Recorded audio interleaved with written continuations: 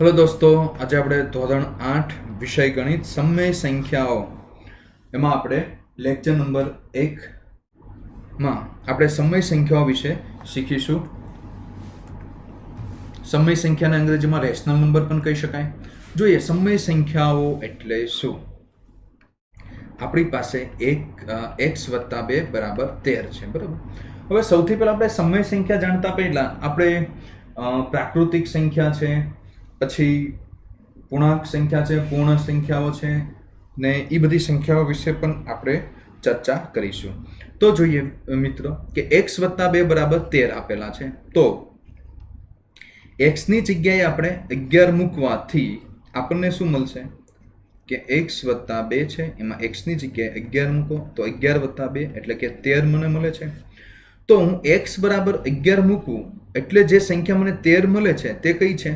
પ્રાકૃતિક સંખ્યા મને મળી. પણ 11 પણ કેવી સંખ્યા છે? પ્રાકૃતિક સંખ્યા છે, બરાબર.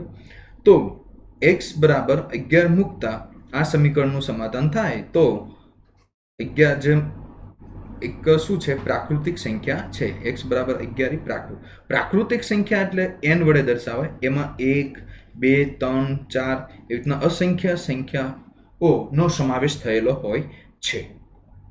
પછી જોઈએ કે જ્યારે પણ તમને એક સમીકરણ આપ્યું હોય x + 5 = 5, તો આનો ઉકેલ પૂર્ણ સંખ્યા એટલે કે શૂન્ય છે. એટલે કે જો અહીંયા તમે x = 0 મૂકો તો અને તો જ તમે ઉકેલ મેળવી શકો, એટલે કે 0 + 5 = 5. પણ જો તમે પ્રાકૃતિક સંખ્યા એટલે કે 1, 2, 3 મૂકો તો આનો ઉકેલ મેળવી શકો નહીં. એટલે કે જ્યારે પણ પ્રાકૃતિક સંખ્યામાં 0 ઉમેરાય ત્યારે જે સંખ્યા બને છે, તે સંખ્યાને કઈ કહેવાય? પૂર્ણ સંખ્યા કહેવાય છે, બરાબર છે. તો પૂર્ણ સંખ્યા કોને કહેવાય? કે પ્રાકૃતિક સંખ્યામાં 0 ઉમેરાય ને જે સંખ્યા બને તેને પૂર્ણ સંખ્યા કહેવાય છે. તેવી જ રીતે આપણે જોઈએ કે x + 18 = 5 હોય તો આપણે એનો ઉકેલ લાવવો હોય તો x = ફરજિયાત -13 ઉમેરો, એટલે કે x + 18 = -13 + 18 એટલે કે 5 મળશે. તો અહીંયા તમે જુઓ કે આપણે એક ઋણ સંખ્યાનો ઉમેરી તો કહી શકાય કે જ્યારે પ્રાકૃતિક સંખ્યામાં જે ઋણ સંખ્યા ઉમેરાય એટલે કે પૂર્ણ સંખ્યા જે છે, પ્રાકૃતિક સંખ્યામાં 0 ઉમેરાય એટલે પૂર્ણ સંખ્યા, અને પૂર્ણ સંખ્યામાં જ્યારે ઋણ ઉમેરાય ત્યારે જે સંખ્યા બને તેને પૂર્ણાંક સંખ્યા કહેવામાં આવે છે. જોઈએ કે અહીં નોંધીએ કે ધન અને પૂર્ણાંક સંખ્યા એ પ્રાકૃતિક સંખ્યાઓને સંલગ્ન છે ને આપણી પાસે સુરેખ સમીકરણ ઉકેલવા માટે પૂરતી સંખ્યામાં પૂર્ણાંક સંખ્યાઓ છે. જોઈ લઈએ કે પૂર્ણાંક સંખ્યામાં કઈ આવશે? આ બધી ઋણ સંખ્યાઓ -2, -1, 0, 1, 2, 3. તો આ જે સંખ્યા છે એ પ્રાકૃતિક, એમાં 0 ઉમેરાય એટલે પૂર્ણ સંખ્યા બનશે, અને એમાં માઇનસ ઉમેરાય ત્યારે જે સંખ્યા બનશે તેને કહેવાય પૂર્ણાંક સંખ્યા કહેવાય છે. પછી જોઈએ કે 2x = 3 હોય તો x = 3/2 હોય, અને 5x + 7 = 0 હોય તો x બરાબર આપણે શું લઈએ કે 7 એટલે કે -7/5 લઈએ. -7/5 તો જવાબ કયો આવે? 0 આવે. કઈ રીતે આવે? 5 x ની જગ્યાએ -7/5 લ્યો, +7, 5 5 કેન્સલ થઈ જાય, -7 + 7 = 0. તો આ 3/2 -7/2 એ બધું કઈ સંખ્યા તરફ આપણે દોરી જાય છે? તો સમય સંખ્યા તરફ. એટલે કે સમય સંખ્યામાં એટલે શું કે જ્યારે પૂર્ણાંક સંખ્યા હોય એમાં જ્યારે 3/2 અને -7/5 એવી બધી સંખ્યાઓ પણ ઉમેરાય તો ત્યારે જે સંખ્યા બને તે સમય સંખ્યાઓ કહેવાય. હવે જોઈએ કે પૂર્ણ સંખ્યાઓ એટલે કે હોલ નંબર, કે જે સરવાળો આપણે કરવાનો છે 0 ને 5 = 5. એટલે કે આ જે 0 છે એ પૂર્ણ સંખ્યા છે, 5 પણ પૂર્ણ સંખ્યા છે. એટલે પૂર્ણ સંખ્યામાં કઈ કઈ સંખ્યા આવે? 0, 1, 2, 3, 4 એવી અસંખ્ય સંખ્યા. તો 5 પૂર્ણ સંખ્યા, 0 પણ પૂર્ણ. હવે જવાબ મળ્યો 5, એ પણ કેવી સંખ્યા મળી? પૂર્ણ સંખ્યા. 4 પણ પૂર્ણ સંખ્યા છે, 7 પણ પૂર્ણ સંખ્યા છે, તો એનો જવાબ 11 આવે છે, એ પણ કેવી સંખ્યા છે? પૂર્ણ સંખ્યા. તો શું કહી શકાય કે a અને b જો બે પૂર્ણ સંખ્યા હોય તો એનો સરવાળો પણ કેવો મળે છે? પૂર્ણ સંખ્યા મળે છે. બીજી વાત કે જો a અને b જો પૂર્ણ સંખ્યા હોય તો એનો સરવાળો પણ કેવો મળે છે? પૂર્ણ સંખ્યા મળે છે. ઓકે, તો સરવાળાની ક્રિયા માટે પૂર્ણ સંખ્યાઓ શું છે? સવૃત છે. ઓકે, હવે જોઈએ બાદબાકીની આપણે વાત કરીએ. એટલે કે બે પૂર્ણ સંખ્યા એટલે કે 5 અને 7 બે કેવી છે? પૂર્ણ સંખ્યા. એની બાદબાકી કરીએ એટલે શું મળ્યું? -2. તો એ પૂર્ણ સંખ્યા નથી. શા માટે? કારણ કે પૂર્ણ સંખ્યામાં છે અહીંયા માઇનસ વાળું છે નથી, એટલા માટે એ પૂર્ણ સંખ્યા નથી. હવે જોઈએ બાદબાકીની ક્રિયા માટે પૂર્ણ સંખ્યા સવૃત નથી, એટલે કે બાદબાકી આપણે કરીએ તો જે જવાબ મળે એ પૂર્ણ સંખ્યામાં નથી આવેલો. હવે બે પૂર્ણ સંખ્યાનો ગુણાકાર, 0 કેવી સંખ્યા છે? પૂર્ણ સંખ્યા છે. 3 કેવી સંખ્યા છે? પૂર્ણ સંખ્યા છે. બંનેનો ગુણાકાર કરો એટલે શું મળ્યું? 0. એ પણ કેવી સંખ્યા છે? પૂર્ણ સંખ્યા છે. તો 3 પણ કેવી સંખ્યા છે? પૂર્ણ. 7 પણ પૂર્ણ છે. એનો જવાબ 21 પણ કેવી છે? પૂર્ણ સંખ્યા છે. તો શું કહી શકાય કે જ્યારે કોઈ બે સંખ્યા લ્યો, કઈ લ્યો? a અને b, એ સંખ્યા કેવી છે? પૂર્ણ સંખ્યા લ્યો અને એનો બંનેનો ગુણાકાર તમે કરો તો પણ કેવો મળે છે? પૂર્ણ સંખ્યા મળે છે. એટલે કે ગુણાકારની ક્રિયા માટે પૂર્ણ સંખ્યાઓ કેવી છે? સવૃત છે. એટલે સવૃતનો મતલબ ગુણાકાર કરો પૂર્ણ સંખ્યાનો એટલે એ જે ગુણાકાર પણ સવૃત જ મળે છે. એટલે કે ગુણાકાર માટે આ વ્યાખ્યાયિત છે. ભાગાકાર માટે તો શું કે 5 ભાગ્યા 8 કરો, આ પણ પૂર્ણ સંખ્યા છે, 8 પણ પૂર્ણ સંખ્યા છે. બંનેનો ભાગાકાર કરો છો 5/8, તો આ સંખ્યા મળી એ પૂર્ણ સંખ્યા છે? નથી, પૂર્ણ સંખ્યામાં નથી આવેલી 5/8. તો એનો મતલબ કે ભાગાકારની ક્રિયા માટે પૂર્ણ સંખ્યાઓ સવૃત નથી. ઓકે, હવે પૂર્ણ સંખ્યા પછી શું આવે? પૂર્ણાંક સંખ્યાઓ. પૂર્ણાંક સંખ્યામાં કઈ કઈ સંખ્યા આવે તે જોઈએ. -3, -2, -1, 0, 1, 2 અને 3 આ બધી જે સંખ્યા હોય તેને પૂર્ણાંક સંખ્યાઓ કહેવાય. એને અંગ્રેજીમાં શું કહેવાય? ઇન્ટીજર્સ કહેવાય છે.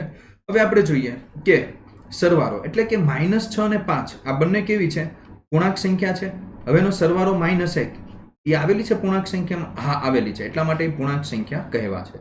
-7 પણ આવેલી છે, -5 પણ પૂર્ણાંક છે. તો બંનેનો સરવાળો આવશે -12.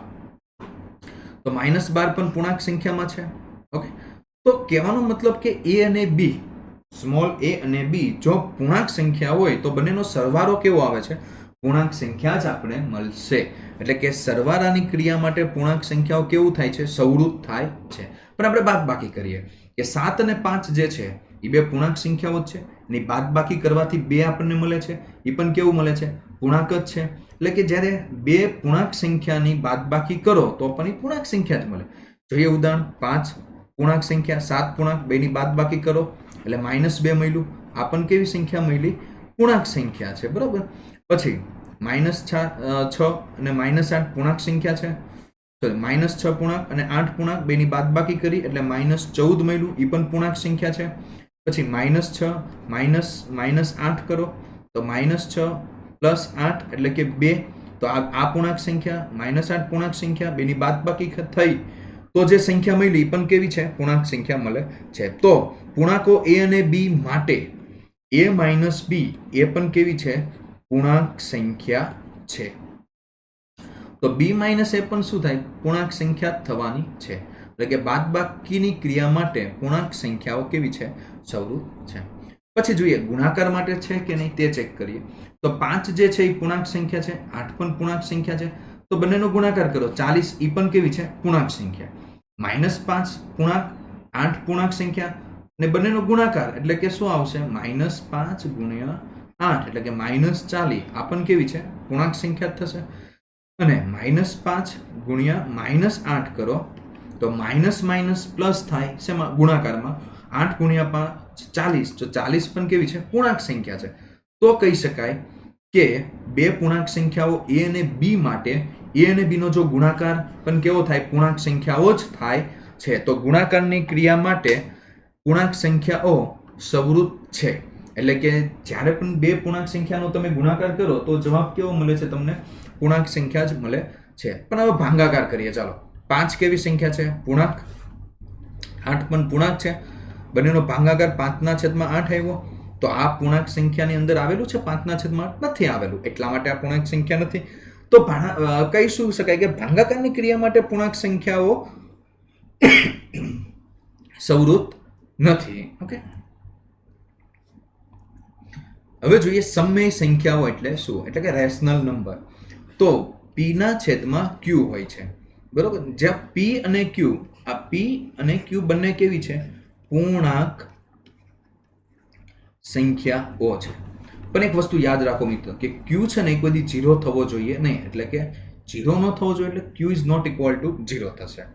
તો હવે જે આ સંખ્યાઓ મળે છે તેને શું કહેવાશે, સમય સંખ્યાઓ કહે છે. જેમ કે આપણે જોઈએ કે -2/3, જો 6/7, તો આ સંખ્યાઓને કેવી કહેવાય, સમય સંખ્યા. કારણ કે 6 કેવી છે, પૂર્ણાંક, 7 પણ પૂર્ણાંક સંખ્યા છે, તો p/q સ્વરૂપમાં થયું. 2 કેવી છે, પૂર્ણાંક સંખ્યા. 3 પણ કેવી છે, પૂર્ણાંક સંખ્યા. બંનેનો ભાગાકાર કર્યો એટલે કે -2/3 આવ્યું, એ પણ સંખ્યા મળી છે, કેવી છે, પૂર્ણાંક સંખ્યા. પછી જોઈએ કે 0 ને મારે પૂર્ણાંક સ્વરૂપે લખવી છે, એટલે કે p/q ના સ્વરૂપે લખવી છે, તો કઈ રીતે લખાય, 0/1. તેવી જ રીતે -2 છે, તેને મારે પૂર્ણાંક સ્વરૂપે લખવી છે, તો -2/1. 4 ને લખવી હોય તો 4/1. તો આ બધા કયા સ્વરૂપ છે, p/q. બે સમય સંખ્યાઓનો સરવાળો કઈ રીતે થાય તે જોઈએ. હવે જોઈએ કે 3/8 પ્લસ -5/7, આ પણ સમય સંખ્યા છે, આ પણ સમય સંખ્યા. હવે બંનેનો સરવાળો કરવાનો છે, તો કઈ રીતે કરશું, તો પહેલા તો લસા કેટલો આવશે, 7 × 8 એટલે 56. તો આને ઉપર 7 વડે ગુણો અને આને પણ 8 વડે ઉપર નીચે ગુણો, તો 21 - 40, તો -19/56, આ પણ સમય સંખ્યા છે. એવી જ રીતે અહીંયા -4 અને 7, -47/40 છે, એ પણ શું છે, સમય સંખ્યા. હા, હવે જોઈએ અહીંયા આપણે ઉપર નીચે 11 વડે ગુણી દઈએ અને 7 વડે ઉપર નીચે ગુણીએ, તો લસા છે 77, 11 × 4 = 44 ને અહીંયા 42, એટલે કે 86/77. તો આ બંને 4/7 અને 6/11 એ સમય સંખ્યા છે, ને 86/77 એ પણ કેવી સંખ્યા બનશે, તો સમય સંખ્યા બનશે. તો કહેવાનો મતલબ બે સમય સંખ્યાઓનો સરવાળો કરતા કઈ સંખ્યા મળે છે, સમય સંખ્યા મળે છે. વધુ સમય સંખ્યાઓની જોડીઓની આપણે ચકાસણી કરીએ તો આપણે વ્યાપક સ્વરૂપમાં લખવું હોય તો બે સમય સંખ્યા a અને b નો સરવાળો પણ કેવો થશે, સમય સંખ્યાઓ થશે. તો હવે જોઈએ કે તફાવત કેવો થશે તે જોઈએ કે -5/7 સમય સંખ્યા છે અને 2/3 સમય સંખ્યા. બેનો તફાવત એટલે બાદબાકી કરવી. તો હવે લસા લઈ લેવાનો, 7 × 3 21, ઉપર નીચે 3 વડે ગુણવું પડશે, એટલે કે 5 × 3 એટલે -15, 2 × અહીંયા 7 વડે ઉપર નીચે ગુણીએ એટલે કે 14, -15 - 14 એટલે -29/21. તો -29/21 શું થશે, સમય સંખ્યા થશે. તો તેવી જ રીતે આપણે અહીંયા જોઈએ કે અહીંયા ઉપર નીચે આપણે 5 વડે ગુણ્યા, અહીંયા 8 વડે ગુણ્યું, તો લસા તો 40 છે. હવે 25 - 32 એટલે કે -7/40. તો દોસ્તો અહીંયા શું થશે કે 5/8 જે છે એ તો સમય સંખ્યા છે, 4/5 એ પણ સમય સંખ્યા છે, તો -7/40 એ પણ શું છે, સમય સંખ્યા બનશે. હવે આ જોઈએ 3/7 એ પણ સમય સંખ્યા થઈ, -8/5 એ પણ સમય, બંનેની બાદબાકી કરવાની છે. હવે લસા નીચેથી લઈ ગયો, 7 × 5 = 35 લેવાનો. હવે આપણે શું કરીએ કે ઉપર નીચે આપણે 5 વડે ગુણી દઈએ, તો 5 × 3 = 15 અને અહીંયા 7 વડે ઉપર નીચે ગુણીએ તો -56, 15 + 56/35 એટલે કે 71/35. તો આ પણ સંખ્યા કેવી થશે, સમય સંખ્યા બની. એટલે કે બે સમય સંખ્યાની બાદબાકી કરો, પણ સમય સંખ્યા a લઈ લો અને b લઈ લો, પછી એની બાદબાકી પણ સમય સંખ્યા થશે. પછી જોઈએ બે સમય સંખ્યાનો ગુણાકાર શું થશે, તો આપણે જોઈએ -2/3 સમય સંખ્યા થઈ, 4/5 સમય સંખ્યા. હવે બંનેનો ગુણાકાર કરો એટલે કે -2 × 4 -8 અને 5 × 3 15, એ પણ શું થયો? સમય સંખ્યા મળી. હવે બીજું જોઈએ, 3/7 અને 2/5 બે સમય સંખ્યાનો ગુણાકાર, એટલે કે 3 × 2 6, 7 × 5 35. તો આ જે સંખ્યા મળી એ પણ કેવી થઈ? સમય સંખ્યા. એટલે કે બે સમય સંખ્યાઓનો ગુણાકાર સમય સંખ્યા થાય. તેવી જ રીતે -4/5 અને -6/4 બંને સમય સંખ્યા છે, એનો ગુણાકાર આપણે કરીએ એટલે -4 × -6 એટલે કે 24, 11 × 5 એટલે 55. તો બે સમય સંખ્યાઓનો ગુણાકાર પણ સમય સંખ્યા થશે. હવે જોઈએ, સમય સંખ્યાઓની વધુ જોડીઓ લઈને તમે આપણે ચકાસણી કરી શકાય. જેમ કે a × b, એટલે કે સમય સંખ્યાઓ a અને b માટે a × b એ પણ કેવું છે? a × b એ પણ છે સમય સંખ્યા છે. એટલે કે a અને b નો ગુણાકાર શું મળે છે? સમય સંખ્યા આપણને મળશે. ભાગાકારની વાત કરીએ તો -5/3 ભાગ્યા 2/5, એટલે કે -5/3 છેદમાં 2/5, એટલે કે -25/6 થશે. તો -25/6 એ પણ કેવું થશે? સમય સંખ્યા થશે. પછી જોઈએ 2/7 ભાગ્યા 5/3, તો 2/7 છેદમાં 5/3 છેદનો છેદ ઉપર, એટલે કે 6/35. અહીંયા જો આ પણ સમય સંખ્યા, આ પણ સમય. હવે જવાબ મળ્યો એ પણ કેવી મળ્યો? સમય સંખ્યા. પણ કોઈ સમય સંખ્યા a માટે a/0, એટલે કે 3/0, આ કેવું બનશે? અવ્યાખ્યાયિત થશે. કેવું થશે? એટલે કે વ્યાખ્યાયિત થશે નહીં. તો શું કહી શકાય? કે ભાગાકારની ક્રિયા માટે સમય સંખ્યાઓ સવૃત નથી. છેદમાં 0 હોય ત્યારે. તો સમય સંખ્યાઓ સવૃત ક્યારે થશે? કે જ્યારે શૂન્યને અપવાદ ગણવાનો છે, એટલે કે છેદમાં શૂન્ય લેવાનો નથી, બરોબર? તો ત્યારે બે સમય સંખ્યાનો ભાગાકાર સમય સંખ્યાઓ થશે, પણ શૂન્યને અપવાદ, એટલે કે શૂન્ય લેવાનો નથી. ઓકે, તો હવે જોઈએ કે સૌથી પહેલા પ્રાકૃતિક સંખ્યા છે. તો બે પ્રાકૃતિક સંખ્યા હોય 2 અને 3.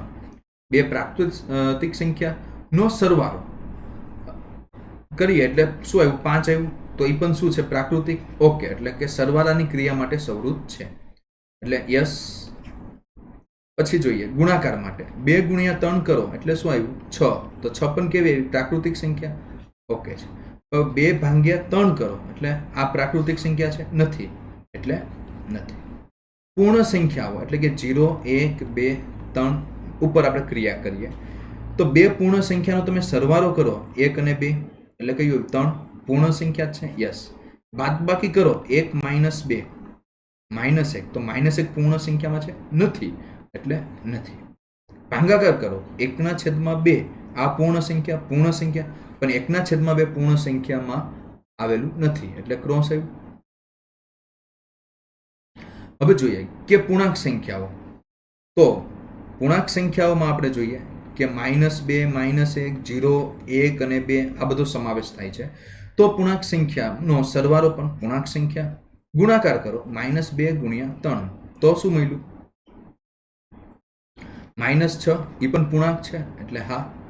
હવે સમય સંખ્યાનો ગુણાકાર કેવો થશે? સમય સંખ્યા થશે. ઓકે, તો આ ક્રિયા માટે આપણે મહાવરો ગણી નાખ્યો.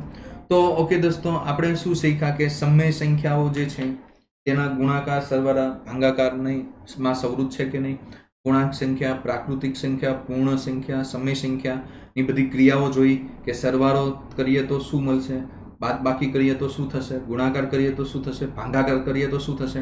ઓકે દોસ્તો, તો ફરીથી આપણે મુલાકાત લઈશું નેક્સ્ટ લેક્ચરમાં. ઓકે, ખૂબ ખૂબ આભાર, ધન્યવાદ.